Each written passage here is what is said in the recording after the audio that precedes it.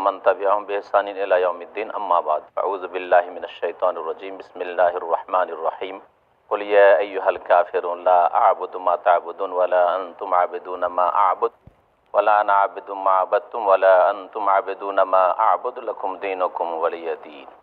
আল্লাহ পাকের সমস্ত প্রশংসা যে আল্লাহ পাক রব্বুল আলামিন তার মনোনীত দিন ইসলাম নাজিল করেছেন এবং তার অনুসরণের জন্য মানব জাতিকে ডাক দিয়েছেন ইয়া আইয়ুহান নাস বলে, হে মানব সকল, অবুদু রব্বাকুম, তোমাদের রবেরই ইবাদত করো, আল্লাহ ছাড়া অন্য কারো উপাসনা ইবাদত করিও না। সালাত এবং সালাম নাযিল করেন মুহাম্মদ রাসূলুল্লাহ সাল্লাল্লাহু আলাইহি সাল্লামের প্রতি, যার সাথে কাফেররা সমঝোতা করতে চেয়েছিল যে ঠিক আছে তোমারটাও ঠিক থাক আমাদেরটাও ঠিক থাক। আর এইরকম লোক আজকাল খুব বেশি, যারা বলে যে সবটাই ঠিক আর সবটাই ঠিক থাক, তোমারটা তুমি করো আর তার সাথে সাথে তোমার সাথে আমরাও যাব আর আমরা আমাদেরটা করব, আমাদের সাথে তোমরাও সহযোগিতা করো।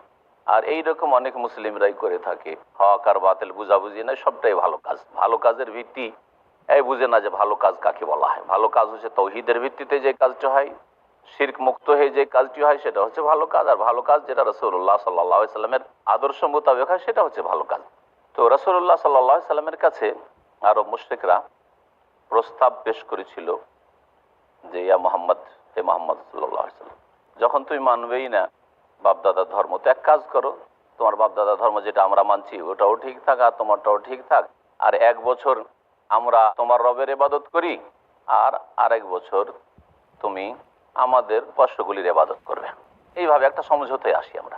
আল্লাহ পাক রব্বুল আলামিন এই সূরা কাফিরুন নাজিল করে তার খণ্ডন করে দিলেন আর ঘোষণা করতে বললেন রাসূলুল্লাহ সাল্লাল্লাহু আলাইহি ওয়াসাল্লামকে যে তুমি ঘোষণা করে দাও। এই সূরাতে সম্পর্ক ছেদেরও ঘোষণা করা হয়েছে, বিশেষ করে দ্বীনের ক্ষেত্রে, ধর্মের ক্ষেত্রে। দুনিয়ার সম্পর্ক রাসূলুল্লাহ সাল্লাল্লাহু আলাইহি ওয়াসাল্লাম সকলের সাথে রেখেছেন, ব্যবসা বাণিজ্যের সম্পর্ক, আদান প্রদানের সম্পর্ক, ধার দেয়া নেয়ার সম্পর্ক, এই সম্পর্ক রাসূলুল্লাহ সাল্লাল্লাহু আলাইহি ওয়াসাল্লাম ইহুদিদের সাথে মদিনায় এসে রেখেছেন। কিন্তু দ্বীনের ক্ষেত্রে আল্লাহ পাকের নৈকট্য লাভের পন্থার ক্ষেত্রে একটি পন্থা আল্লাহ নাজিল করেছেন, দুইটি নয়। সুতরাং সেই পথের ওপর থাকতে হবে। এই ক্ষেত্রে দিনের কিছু ছাড় দিয়ে, ডিসকাউন্ট দিয়ে তুমি দিন পালন করবে, এটা চলবে না। অথবা এইরকম একটা অপপ্রয়াস চলছে পৃথিবীতে আজকাল, যেটাকে বলা হচ্ছে ওয়াহাদাতুল আদিয়ান, সবগুলো দিনকে এক করে দেওয়া হবে। প্রত্যেক ধর্মে ভালো কথা রয়েছে, সুতরাং এখান থেকে কিছু, ওখান থেকে কিছু, ওখান থেকে কিছু, ওখান থেকে কিছু, এখান থেকে কিছু নিয়ে ওই দিন এলাহি আকবরের তৈরি করা ধর্মের মধ্যে একটা ধর্ম বাড়িয়ে দেওয়া হবে। এটা হচ্ছে নিঃসন্দেহে কুফরি কথা।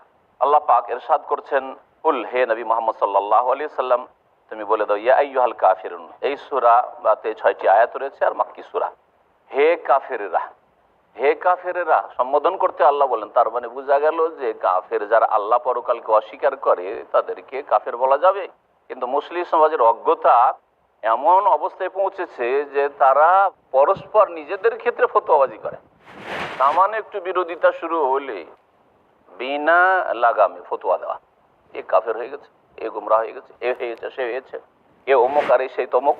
কিন্তু অন্যদের ক্ষেত্রে যারা আল্লাহ বিশ্বাসী নয়, আল্লাহর একত্বে বিশ্বাসী নয়, পরকালে বিশ্বাসী নয়, বা স্পষ্ট যারা কুফরিতে লিপ্ত রয়েছে, তাদের সঙ্গে না না না না কাফেরকে কাফের বলা যাবে, এটা কোনখানে আছে? তাহলে ইয়া আইয়ুহাল কাফিরুন আল্লাহ কেন বললেন যে হে কাফেরেরা শুনিয়ে দাও, লা আবুদু মা তা'বুদুন। নবী সাল্লাল্লাহু আলাইহি ওয়াসাল্লামকে আল্লাহ বলছেন আমি ইবাদত করি না বা করব না। লা আবুদু মা তা'বুদুন, তোমরা যেসবের ইবাদত করো সেসবের ইবাদত আমি করব না আর করিও না। 2 বার করে আল্লাহ বলেছেন। এই জন্য প্রথমবারে যেন নবী করিম সাল্লাল্লাহু আলাইহি ওয়াসাল্লামকে কথা বলতে বলা হচ্ছে যে বর্তমানেও না আর ভবিষ্যতেও না। বর্তমানে তুমি ঘোষণা করে দাও যে লা আবুদু মা তা'বুদুন, হাল বর্তমান, লা আবুদু আমি ইবাদত করি না, মা তা'বুদুন যেসব উপাস্যের তোমরা পূজা করে থাকো, ইবাদত করে থাকো, ওয়ালা আনতুম তা'বুদুনা মা আবুদ, আর তোমরাও ইবাদত করো না মা আবুদ, যে আল্লাহর আমি ইবাদত করি, যার আমি ইবাদত করি, ওয়ালা আনা আবেদু মা আবাদতুম, আর আগামীর জন্য ঘোষণা শুনে রাখো, এই সম্পর্ক ছেদের ঘোষণা দ্বীনের ক্ষেত্রে, তাওহীদের ক্ষেত্রে, আসমানি জীবন বিধান মানার ক্ষেত্রে, ওয়ালা আনা আবেদু মা আবাদতুম, তোমরা যেসবের উপাসনা করো সেসবের আমি ইবাদতকারী নই, সেসবের ইবাদত আমি করতে পারি না। ওয়ালা আনতুম আবিদুনা মা আবুদ, আর আমি যে আল্লাহর যেই রবের ইবাদত করি তার ইবাদত তোমরাও করবে না, আল্লাহ জানি তোমরা করবে না। এই জন্য মক্কার মুশরিকরা অধিকাংশই যারা নেতৃস্থানীয় ব্যক্তি ছিল তারা ইমানের তৌফিক পায়নি, ইমান নিয়ে আসেনি। যেন রাসূলুল্লাহ সাল্লাল্লাহু আলাইহি সাল্লামকে আল্লাহ পাক জানিয়ে দিচ্ছেন অগ্রিম যে এরা রবের ইবাদত করবে, এরা শিরকির অবস্থায় মারা যাবে। লাকুম দীনুকুম ওয়ালিয়া দিন, তোমাদের জন্য তোমাদের জীবন পন্থা, ওয়ালিয়া দিন, আর আমার জন্য আমার জীবন বিধান।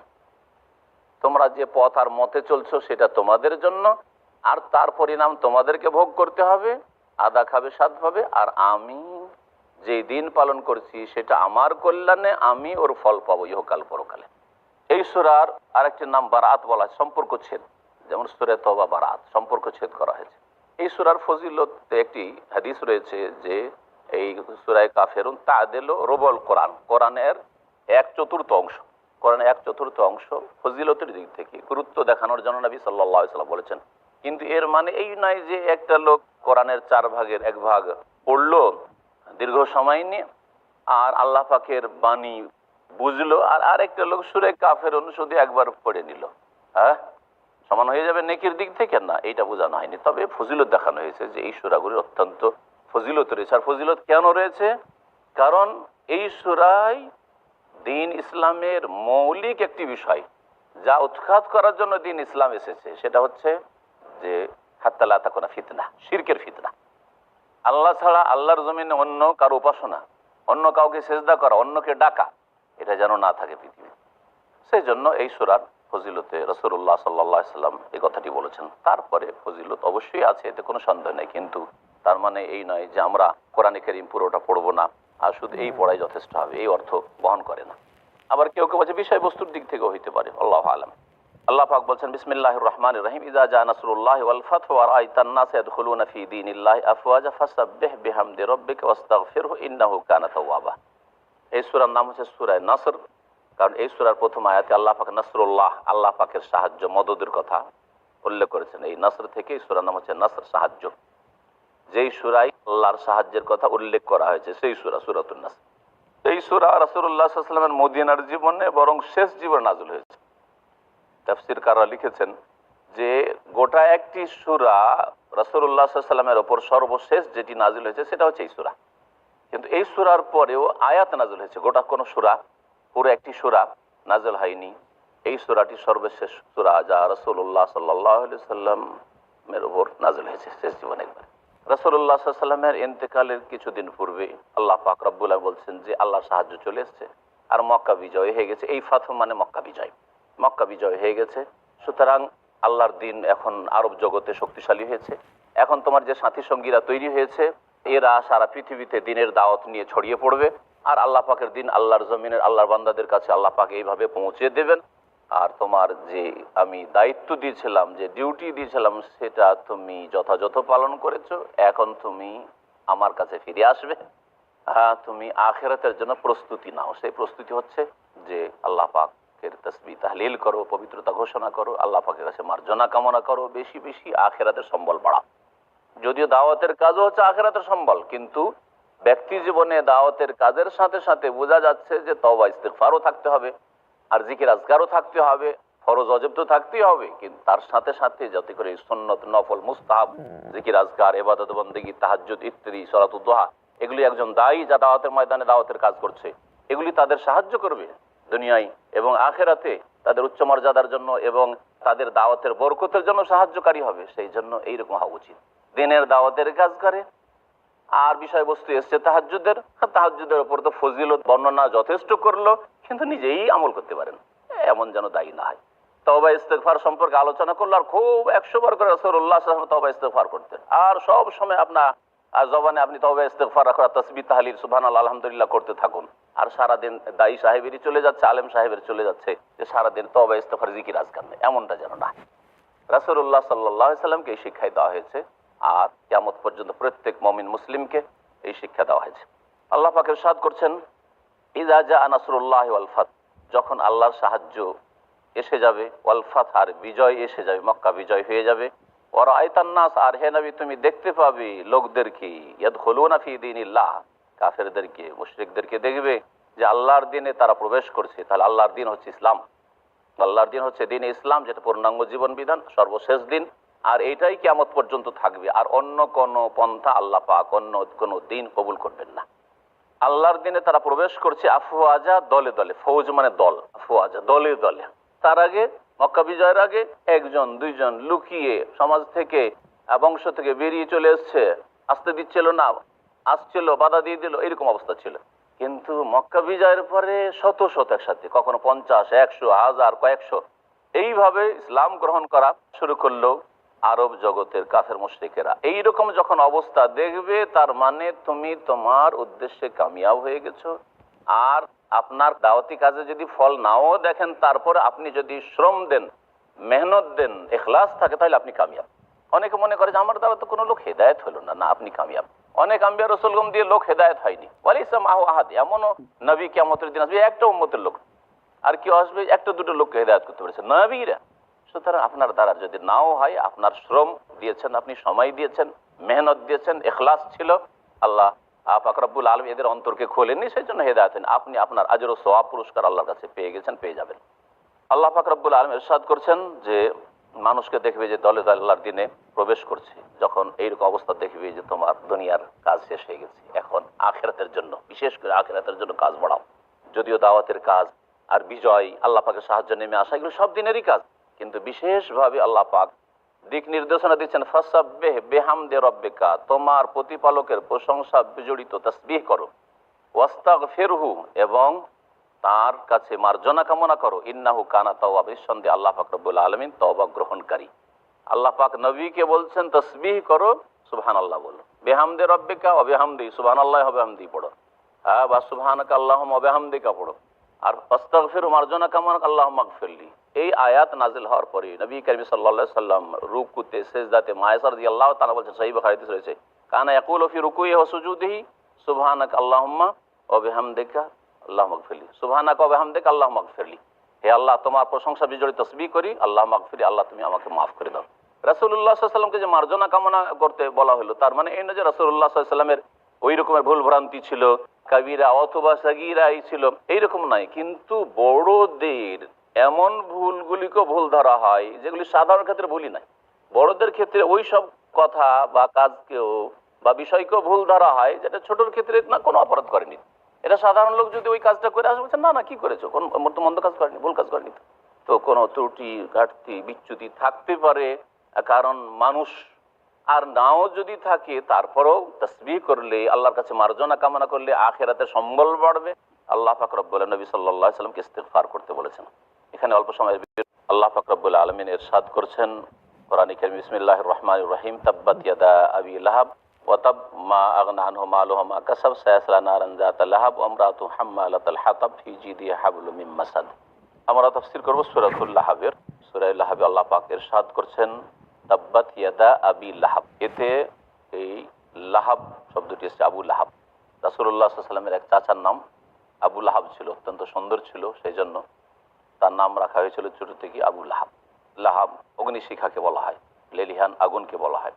সূরাতুল লাহাব, এই সূরা হচ্ছে সূরা লাহাব। এই সূরাতে 5টি আয়াত রয়েছে আর মক্কি জীবনে নাযিল হয়েছে। রাসূলুল্লাহ সাল্লাল্লাহু আলাইহি ওয়াসাল্লামকে যখন নির্দেশ দেওয়া হইল যে ওয়ানজির আশিরাতাকাল আকরাবিন, সূরাতুশ শুআরা আয়াতটি রয়েছে, হে নবী মুহাম্মদ সাল্লাল্লাহু আলাইহি ওয়াসাল্লাম, তুমি তোমার নিকট আত্মীয়দেরকে সতর্ক করো, দ্বীন ইসলামের দাওয়াত দাও, নিকট আত্মীয় থেকে শুরু করতে বললেন। তখন রাসূলুল্লাহ সাল্লাল্লাহু আলাইহি ওয়াসাল্লাম, সহিহ বুখারীতে রয়েছে, যে সাফার উপর চাপলেন আর সাফার উপরে চেপে ডাক দিলেন, ইয়া সাবাহা, ইয়া সাবাহা, হে শোনো শোনো শোনো, ভোরে ভোরে তোমাদের উপর আক্রমণ হতে যাচ্ছে, তোমাদের উপর আক্রমণ করার জন্য শত্রু দল এসে গেছে। এটা আরবরা সতর্ক করার জন্য কোনো উঁচু জায়গায় চড়ে চিৎকার করতে এইভাবে। রাসূলুল্লাহ সব এরকম করলেন। লোকজন সব একত্রিত হয়ে গেছে যে কি হয়েছে, দেখি কি হয়েছে। মুহাম্মদ সাল্লাল্লাহু আলাইহি ওয়াসাল্লাম কেন এইভাবে ডাক দিলেন। সবাই একত্রিত যখন হইল, আর বংশধর কুরাইশরা, তখন রাসূলুল্লাহ সাল্লাল্লাহু আলাইহি ওয়াসাল্লাম বললেন, ইন্নী নাযীরুল লাকুম বাইনা ইয়াদাই আযাবিন শাদীদ, তোমাদেরকে কঠোর শাস্তি আগমনের পূর্বে সতর্ক সাবধান করছি। আল্লাহ পাকের কঠোর আযাব আসতে যাচ্ছে। এই কথার আগে তিনি একটি উদাহরণ দিয়েছেন, আচ্ছা বলো তো আমার সম্পর্কে তোমাদের মতামত কি। আমি যদি বলি তোমাদেরকে যে পাহাড়ের পিছন দিকে তো তোমরা দেখতে পাও না, এই দিক থেকে একটা শত্রু দল আসছে তোমাদের উপর আক্রমণ করার জন্য এক্ষুনি, আকুনতুম মুসাদ্দিকিয়া, আমাকে কি বিশ্বাস করবে? তখন তারা বলেছিল যে আল্লাহর কসম, অবশ্যই বিশ্বাস করো। মা জাররাবনা আলাইকা ইল্লা সিদকান, কখনো মিথ্যা কথা বলতে দেখিনি, জীবনে মিথ্যা কথা শুনিনি, তাহলে কেন বিশ্বাস করবো না? দেখছেন দুনিয়ার ক্ষেত্রে তারা রাসূলুল্লাহ সাল্লাল্লাহু আলাইহি ওয়াসাল্লামকে এত বেশি বিশ্বাস করত, আর দিনের কথা না বললে শেষ পর্যন্ত এরকমই তাদের অবস্থা থাকতো। কিন্তু যখন আল্লাহর তাওহীদের কথা, রিসালাতের কথা, আসমানি বাণীর কথা, আখিরাতের কথা, ঈমান ইসলামের কথা যখন বলে, ভালো কথা বললে রাসূলুল্লাহ সাল্লাল্লাহু আলাইহি সাল্লাম, ওহী নাযিল হয়েছে, আল্লাহ তোমাদেরকে সতর্ক করছেন এই শিরক ছাড়ো, তাওহীদ গ্রহণ করো, তখন বড়ই শত্রু তারা হয়ে গেল।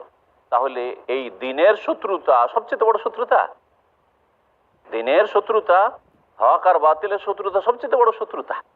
এই জন্য আল কুফর মিল্লাতুন ওয়াহিদা, কুফরি শক্তি তাদের আপোষে সমস্ত দ্বন্দ্ব থাকা সত্ত্বেও ইমানের বিরুদ্ধে, মুমিনদের বিরুদ্ধে এক হয়ে যাচ্ছে। আর ঘটনা বলছিলাম যে সহিহ বুখারীর ঘটনা, যে ওখানে আবু লাহাব জমা হয়েছিল, আর রাসূলুল্লাহ সাল্লাল্লাহু আলাইহি ওয়াসাল্লাম যখন এরকম বললেন, ওরা বলল যে হ্যাঁ তুমি তো সবসময় সত্য কথা বলো। তখন নবী করিম সাল্লাল্লাহু আলাইহি ওয়াসাল্লাম বললেন যে ইন্নী নাযীরুল লাকুম বাইনা ইয়াদাই আযাবিন শাদীদ, কঠোর আযাব আসতে যাচ্ছে তোমাদের উপর, আমি তোমাদেরকে তার পূর্বে সতর্ক করে দিচ্ছি, সাবধান করার জন্য এসেছি, আমি নবী রাসূল এসেছি। তখন এই আবু লাহাব রাসূলের চাচা বলছে তাব্বান লাকা সায়ার আল ইয়াউম, আজকের দিনটা তোমার সর্বনাশ হোক, ধ্বংস হও তুমি মুহাম্মদ, আলিহাযা জামাতানা, এই জন্য আমাদেরকে ডেকেছো তুমি। তারপরে পরেই আল্লাহ পাকের পক্ষ থেকে এই সূরা লাহাব নাজিল হইল, তাব্বাত ইয়াদা আবি লাহাব। আল্লাহ পাক বলছেন যে রাসূলুল্লাহ সাল্লাল্লাহু আলাইহি ওয়াসাল্লাম ধ্বংস হবেন না, তার কোনো ক্ষয়ক্ষতি হবে না, আবু লাহাবের 2 হাত ধ্বংস হোক, অতঃ আর সে নিজেও ধ্বংস হোক। ধ্বংস হয়েছে, তাকে এমন ব্যাধি হয়েছিল গুটি বসন্তের মতো, আর যাতে ছটপট ছটপট করে মারা গিয়েছিল। আর মারা যাওয়ার পরে ছোঁয়াচে রোগের কারণে কেউ কাছে আসছিল না, 3 দিন ধরে তার লাশ পড়ে থাকে। শেষ পর্যন্ত যখন দুর্গন্ধ ছড়িয়ে গেল, তখন তার ছেলেরা কোন রকম করে টেনে টেনে নিয়ে গিয়ে গোসল টোসল নাই দিয়ে মাটি চাপিয়ে দাফন করেছিল। ধ্বংস হোক, ধ্বংস হবে এই আবু লাহাব, ঈমানের তৌফিক পাবে না, আর আল্লাহ পাকের কঠোর আযাবে ধ্বংস হবে, আর তারপরে আখিরাত ধ্বংস, আখিরাতে জাহান্নামে নিক্ষিপ্ত হবে সে আর তার স্ত্রী। আল্লাহ বলেন মা আগনা আনহু মালুহু ওয়া মা কাসাব, তার ধন সম্পদ কাজে আসেনি তার, ওয়া মা কাসাব, আর যা সে উপার্জন করেছিল তাও কাজে আসেনি, যা কিছু করেছিল। তো ধন সম্পদ ছাড়া মানুষ উপার্জন করে মান মর্যাদা, নেতৃত্ব, বংশের প্রভাব ইত্যাদি বিভিন্ন কিছু হইতে পারে, তার ধন সম্পদ কাজে আসেনি, আর যা অর্জন করেছিল তাও কোনো কাজে আসেনি, কোনো কিছুই তাকে রক্ষা করতে পারেনি। সায়াসলা নারান যাতা লাহাব, এই তো দুনিয়াতে আল্লাহ পাক আযাব দিয়ে ধ্বংস করলেন, আর আখিরাতে আযাব রয়েছে, শীঘ্রই সে প্রবেশ করবে নারান, এমন এক আগুনে, যাতা লাহাব, যেটা লেলিহান শিখাযুক্ত, যাতা লাহাব লেলিহান শিখাযুক্ত, অমরাতুহু, আর তার সাথে সাথে তার স্ত্রীও জাহান্নামে প্রবেশ করবে, সেও জাহান্নামে প্রবেশ করবে, আর তার স্ত্রীও সেই জাহান্নামে যাবে। হাম্মালাতাল হাতাব, যে হচ্ছে লকড়ি কাঠি সংগ্রহকারিনী। হাম্মালাতাল হাতাব কেন আল্লাহ পাক বললেন এই আবু লাহাবের স্ত্রীকে, যার নাম ছিল উম্মে জামিল। আওরা তাফসীরকাররা বলেছেন যে সে কানি ছিল, তো আওয়ার বলা হয় পুরুষ যদি এক চোখে না দেখে, আর যদি মহিলা হয় তো আওরা। একে আল্লাহ পাক বললেন যে লকড়ি কাঠি সংগ্রহকারিনী, লকড়ি কুড়াইত। কেউ কেউ বলেছেন যে এই জন্য বলা হয়েছে যে এই বদ প্রকৃতির মহিলা ডাল খড় কুটো নিয়ে আসতো, কাটার গাছগুলো নিয়ে আসতো, নিয়ে আসার পর রাসূলুল্লাহ মসজিদে হারামে যেতে রাস্তায় ফেলে দিত, এই জন্য বলা হয়েছে হাম্মালাতাল হাতাব, এই উপাধি, যে এই ছিল তার বদ আচরণ, সুতরাং এও জাহান্নামে যাবে। আর ওর উপরে শিরক কুফরি তো আছেই, যেটা চিরকাল জাহান্নামে রাখবে, উপরন্তু শাস্তি বাড়বে তার এইসব পাপের কারণে, যে নবীকেও কষ্ট দিত। আর কেউ কেউ বলেছেন যে হাম্মালাতাল হাতাব মানে এটা না, হাম্মালাতাল হাতাব আরবরা একটা প্রবাদ বলে, লকড়ি কুড়ানেওয়ালা, ওকে বলে যে চুগলখড়ি করে বেড়ায়, যে নমিমার কাজ করে, কথা লাগিয়ে বেড়ায়। এর কথা শুনলো, শোনার পর আর ওকে গিয়ে লাগিয়ে দিল, আরে তোমার সম্পর্কে ওইরকম বলছিল, তাই নাকি, শত্রুতা বাদিয়ে দিল। তো এইরকম চরিত্রের লোককে হাম্মালুল হাতাব বলা হয়। তো লকড়ি কুড়িয়ে বেড়াচ্ছে, এখানকার কথা ওখানে পৌঁছাচ্ছে, ওখানকার কথা ওখানে পৌঁছাচ্ছে, কথা সংগ্রহ করে বেড়ায়, কথা এখান থেকে ওখানে পাচার করে ফিতনা ফাসাদ লাগাবার জন্য। আর কেউ কেউ বলেছেন না, হাম্মালাতাল হাতাব এটা আখিরাত দুনিয়া সম্পর্কে বলা, আখিরাত সম্পর্কে বলা হয়েছে। পরকালে এই মহিলা করবে কি, লাকড়ি কাঠি এসব নিয়ে গিয়ে জাহান্নামে নিক্ষেপ করবে, তার স্বামীর ওপর আরো বেশি করে জ্বলুক সেজন্য। কি জন্য? পৃথিবীতে তোমার স্বামীর আবু লাহাবের সাহায্য করেছিল বাতিলের জন্য, অন্যায়ের জন্য, নবীকে কষ্ট দেওয়ার জন্য, দিনের শত্রুতাই। সুতরাং আখিরাতেও এই আযাবের জন্য তুমি সাহায্য করো, আযাব পাওয়ার জন্য তোমার স্বামীকে সাহায্য করো। ফি জিদিহা হাবলুম মিন মাসাদ, আর তার গলায়, জিদুন মানে অনক, গলা, তার গলায় হাবলুম মিন মাসাদ, পাকানো রশি বাঁধা থাকবে। আল্লাহ পাক রব্বুল আলামিন তার গলায় পাকানো রশি পরিয়ে দেবেন কিয়ামতের দিনে, আর এই ফাঁসে সে আযাব ভোগ করবে জাহান্নামে নিক্ষিপ্ত হয়ে। এইভাবে আল্লাহ পাক রব্বুল আলামিন তার কথা উল্লেখ করেছেন এবং তার স্বামীর কথা উল্লেখ করেছেন যে এরা ধ্বংস হবে আর ধ্বংস হয়েছে। এইসব কথা প্রমাণ করে যে রাসূলুল্লাহ সাল্লাল্লাহু আলাইহি সাল্লামের ওপর যে আল কোরআন নাযিল হয়েছে সেটা আল কোরআন আল্লাহর বাণী, সত্য। যা কিছু ভবিষ্যৎবাণী করা হয়েছে তার বাস্তবায়ন হয়েছে। ধ্বংস হবে আবু লাহাব, ধ্বংস হবে তার স্ত্রী, আর তার বাস্তবায়ন হয়েছে। এগুলি কি প্রমাণ করে না যে কোরআন হক, ওহী সত্য, আর আল্লাহর দিন, দিন ইসলাম সত্য, পরকালের প্রতি ঈমান সত্য? অবশ্যই বাস্তব প্রমাণও রয়েছে। কোরআন এবং হাদিসের দলিল ছাড়াও যে আল্লাহ পাক রয়েছেন, আর আল্লাহ পাক রব্বুল আলামিন বিচার করবেন জালেমদের, মুশরিকের, পাপিস্টের, গুনাহগারের, আল্লাহর বান্দাদের যারা জুলুম অত্যাচার করে তাদের, যে আল্লাহ বিচার করবেন, এর প্রমাণ কোরআনে কারীমের ঘটনাবলিত রয়েছে। ফাতাবিরু ইয়া উলিল আবসার, যাদের জ্ঞান চক্ষু আছে তারা যেন এখান থেকে শিক্ষা গ্রহণ করে। আর সময় এখানে শেষ হয়েছে। আল্লাহ পাক রব্বুল